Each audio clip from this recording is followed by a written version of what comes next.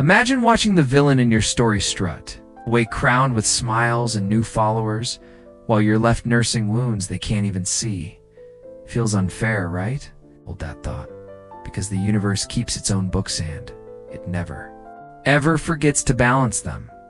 The ugliest deeds often look victorious at first glance, but life settles its accounts behind closed doors, not under bright lights. A true Stoic refuses to waste breath chasing revenge. Instead, they watch, they heal, they wait. Why? Because while you're mending in quiet places, no camera can enter. Karma is already on the move, and karma has a perfect record. You might have convinced yourself they escaped punishment. The lies, the backstabbing, the subtle gaslighting. They walked away whistling, as if truth itself bowed to their performance. But something shifted the instant they turned their back. Now life speaks to them in a dialect only karma understands, soft, persistent whispers no one else hears, yet they feel them every sunrise, every sleepless night in the next few minutes. You're going to uncover 5 silent signs that someone is already paying for how they treated you. Their courtroom isn't public. Their jury sits in their own mind, and the verdict echoes through the quiet hours no Instagram story can capture. This is not about vengeance, it is about reality. And reality's loudest instrument is stillness. Nothing presses heavier on the soul than pretending everything's fine when every cell screams it isn't. Karma ignores selfie lighting. It operates in the dark, inside the trembling space between heartbeats, where focus crumble. Sign number 1. The shining mask. Watch how they suddenly radiate perfect energy. The ghost who vanished without explanation. It's the friend who twisted your trust into origami. The partner who recast you as the villain, now they're glowing. New photos pop up hourly. Laughter in corners you two never explored. Smiles beside strangers who never knew the chapter where you existed. Scroll long enough and the illusion feels real. Maybe they truly are happier without me. Here's the secret filter can't disguise. Authentic joy asks for no witnesses. Synthetic joy begs for proof. You've seen the cycle. Radio silence right after the fallout, then an explosion quotes about growth. Gym selfies, glittering healed hashtags. One week they detonated something genuine. The next they're marketing a miracle makeover, as though guilt filed for retirement. Look closer. The grin is stretched too wide. The pupils drift. The vibe trembles because genuine contentment whispers, while insecurity shouts through a megaphone.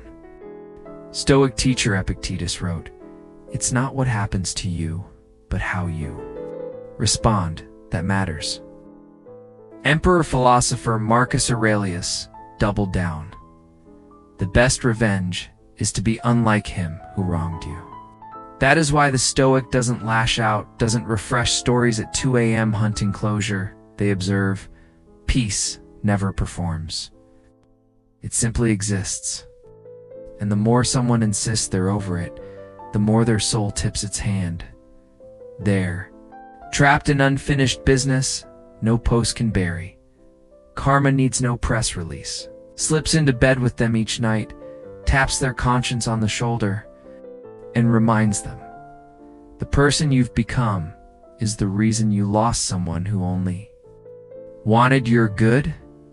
No carousel of filtered sunsets, no arm-in-arm rebound, no dopamine-drenched weekend getaway can silence that midnight verdict. You wrecked something real, so let them pose. Let them chase the camera's applause. You already know the truth. The most exhausting lie on earth is faking peace. Karma rarely arrives like a thunderbolt. More often, it begins with quiet corrosion, the slow dismantling of comforts they assumed were permanent. Sign number 2, previews.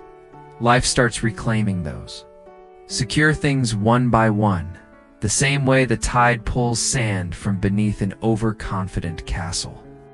But stay tuned. We'll unpack that in just a moment. For now, remember this. when the highlight reel screams winning. Listen for the silence between frames. That's where the real score is kept, and that's where it begins. Not with fireworks, but with erosion. As we saw, karma rarely announces its entrance. It moves silently, subtracting bit by bit. What was once taken for granted now begins to disappear. People often expect karma to show up like a dramatic plot twist, a car accident, a scandal, a brutal heartbreak. They think it strikes like lightning, loud and unmistakable. But karma is far more surgical than that. It doesn't shout, it doesn't slam doors, it doesn't paint poetic justice in neon lights. No karma subtracts and whispers. It starts so subtly, they don't even realize it's happening. A phone that used to light up with messages goes silent. A friend who once leaned in with warmth now replies with formality. A colleague who trusted, their input now second guesses them. An exciting opportunity evaporates, no reason, no warning. And at first they shrugged it off. Just a rough patch, they tell themselves. Just a bit of bad luck. It's nothing unusual. But the pattern continues. Again and again, like drops of water wearing down stone. And then one day, they look up and find themselves standing in the wreckage of the very things they once dismissed. The connections they belittled, the kindness they ridiculed, the loyalty they never appreciated gone. The foundation they assumed was unshakable has crumbled, and all that remains is silence. Maybe they once mocked you, told you that you were too emotional, that you overreacted, you cared too much. But you weren't reacting irrationally. You were reacting with heart you gave. You stayed up on the bad nights, texting them through their breakdowns. You forgave, even when they made you feel invisible. You saw light in them when they couldn't even see it themselves. You showed up, over and over, believing that one day they would meet you there. And how did they repay that? With rolled eyes.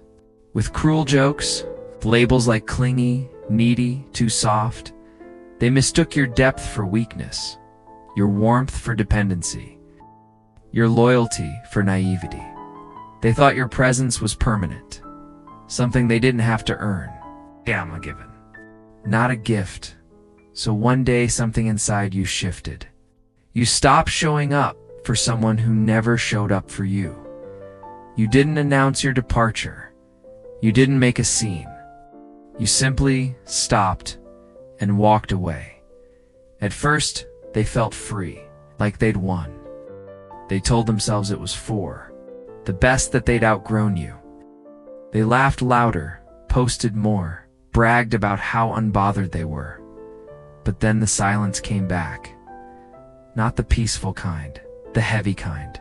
Co's. The messages stopped. The friend circle tightened. The people they trusted began to reflect who they were. Selfish, conditional, disconnected, and the unconditional support they once had. The one person who cared with no agenda, understood them gone. They look for it in new people, but no one fits. They try to recreate that space, but it's not the same. Because you weren't just a person. Yeah, you were a mirror. One that reflected their better self. The version of them that had access to honesty, softness, and peace. Marcus Aurelius once wrote, "Waste no more time arguing what a good person should be. Be one." And that's exactly what karma demands. It doesn't seek to break them in loud, theatrical ways. It doesn't throw thunderbolts or bring down walls. Instead, karma simply removes. It removes everything that doesn't align with truth.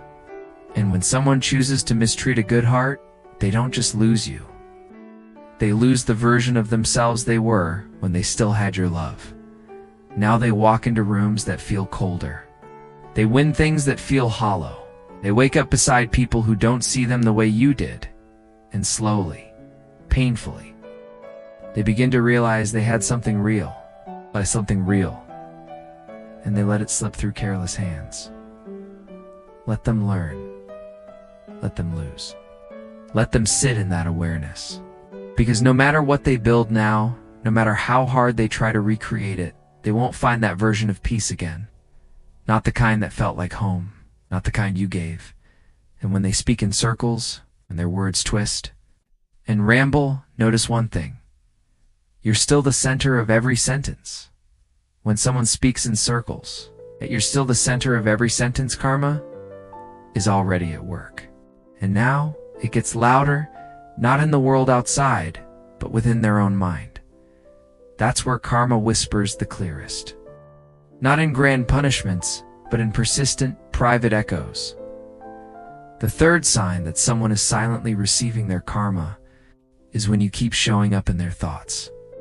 Even when they pretend you don't. Even when they erase your name from their mouth, their feed, their vocabulary. You're still there. They won't say it directly. They'll avoid using your name in public. But if you listen closely, really closely, you'll hear the indirect confessions. Vague, poetic quotes posted late at night. Captions that hint at heartbreak, betrayal, or the classic learning to heal from the past. Cryptic sentences like, "Some people will never understand what they lost." Or, "Not everyone deserves my energy anymore." And to the untrained, it's just content. Two strangers scrolling by, it's harmless. But you know better, right? You know how they speak. You know how they write when they're hiding something? You've read their emotions between the lines before. You understand the pauses, the punctuation, the way they always used metaphors to mask the real message. So when that post appears, the one wrapped in beautiful words but stinging like truth, you recognize it for what it really is. A bullet wrapped in poetry. They didn't tag you. They didn't mention you. But everything screams you. It's not a celebration of healing. It's a broadcast of guilt. It's a mind trying to reach yours, while pretending not to. And what is that really? It's not power. It's not closure. It's not confidence. It's a conscience cracking under pressure to scream through the silence of a shattered ego. Maybe no one around them even notices. Their friends don't catch it. Followers think it's just another quote. But you do, because you once loved them deeply enough to read their quiet, to listen to what wasn't being said, and now, that same silence is shouting back at them. Karma doesn't always punish through external events. Sometimes, karma punishes through obsession, through thoughts they can't control, through regrets they can't erase, through memories they thought would fade. Now cling like shadows to their sleepless mind. They see you in songs, in strangers on the street, old photos they forgot to delete. You became a ghost that never needed haunting. And that is karma. A Stoic, however, does not respond. They do not repost. They do not retaliate with vague quotes of their own, because to respond is to validate. But to remain silent? That's reclaiming your power. Epictetus once said, "If someone speaks ill of you, live in such a way that no one will believe it. So when they talk around you, behind you, about you, don't react. Don't explain. Don't correct. Them carry your presence in their fragmented words and half-truths, because the more they speak in riddles, the more it reveals the one simple truth. You left, but they never did. Let them post. Let them drop those quotes. Let them tell twisted stories in an effort to rewrite history. Let them heal loudly, because it's often just a performance to cover the fact. They're not healing at all. You don't need to be in their life to live in their head. You've already moved on physically. Karma ensures you remain where it stings the most, in their memory, in the mind. That's the loudest prison of all, especially when the person they wronged is no longer even looking back. Stay silent, because once again, silence says everything. When someone betrays a good heart, they don't just lose a person. They lose the ability to trust anyone who reminds them of that goodness, including themselves. And this leads us to the fourth sign that someone is quietly receiving their karma. They stop believing in other people, and worse. Slowly, they stop believing in themselves. When faith in others shatters, The spotlight turns inward, and that's when the real unraveling begins. The change isn't obvious from the outside. No dramatic outburst, no public meltdown. It creeps in softly, almost politely. Yet, beneath the calm exterior, something fundamental shifts. They start to suspect everyone, reading betrayal where none exists, hearing danger in every pause. Their eyes dart across each word, every gesture, every stretch of silence, searching for proof that anyone might do to them what they once did to you.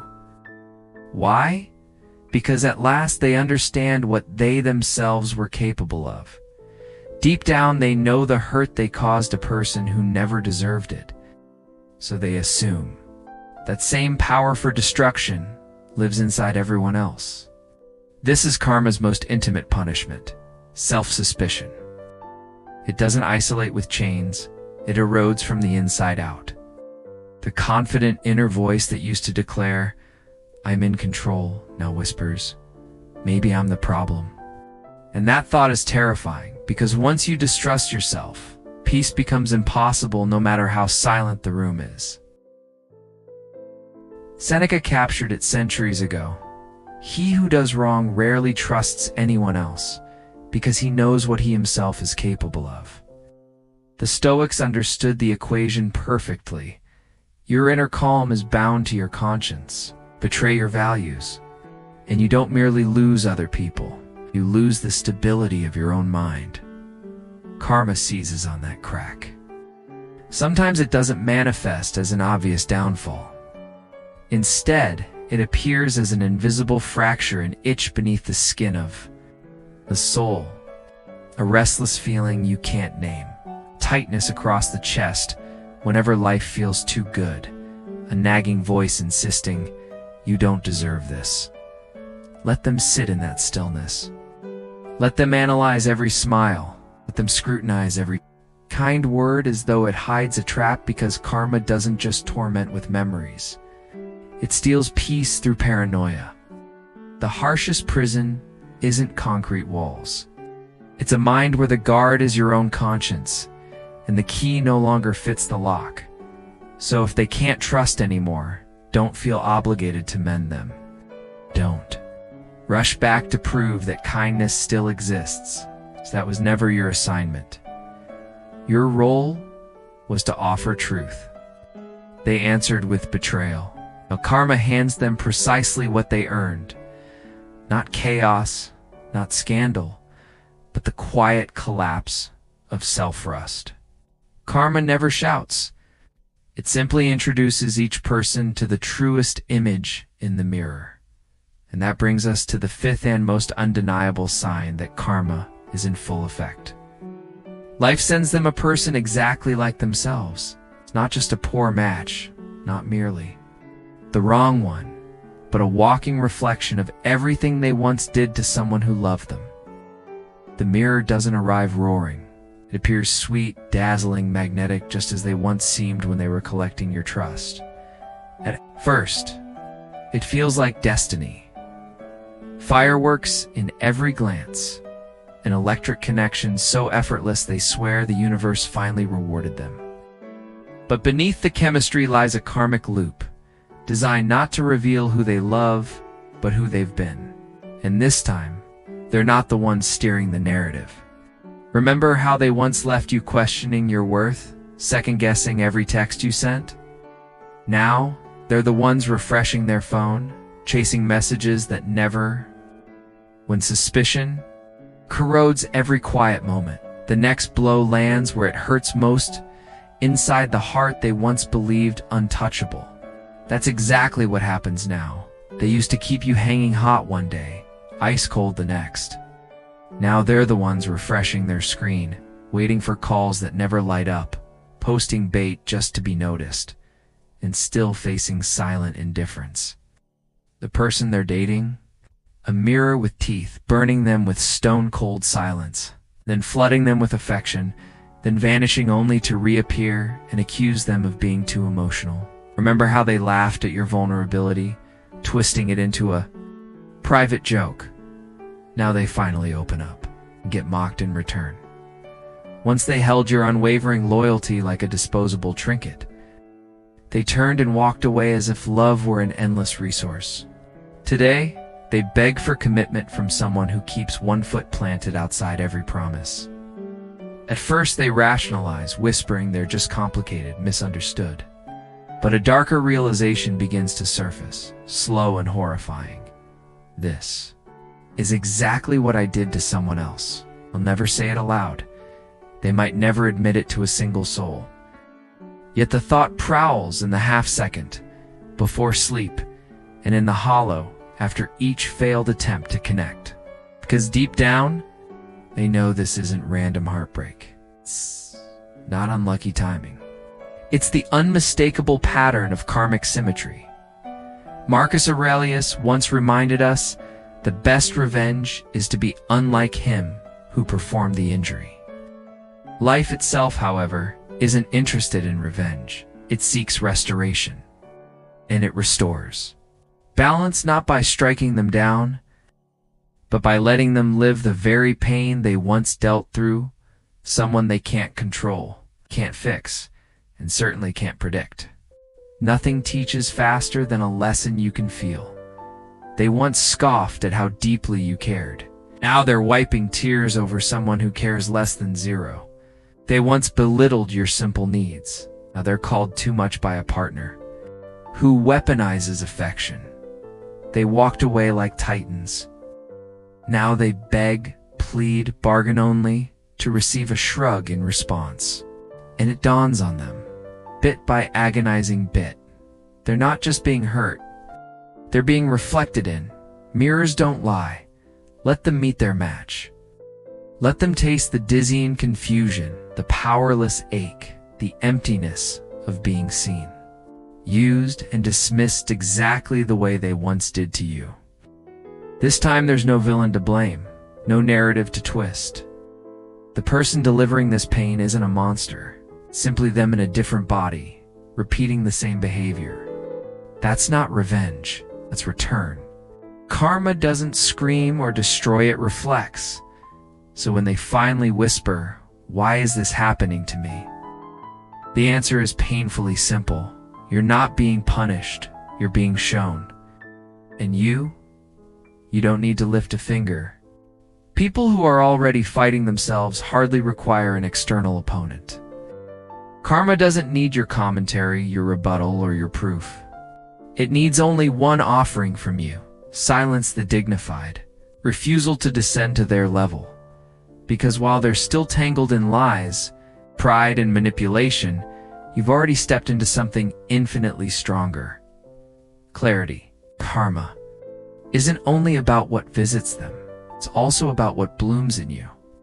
The moment you let go, you stop craving their apology, because peace becomes your closure. You stop thirsting for cosmic justice, because time itself testifies for you. You stop wishing they could feel your pain, because life is far better at teaching than you ever could be. Your mission was never to serve as their redeemer. Your calling is to rise steady, grounded, unshakable, so that nothing and no one can fracture your inner calm again. Not even the ghost of the person who hurt you. That is the Stoic way.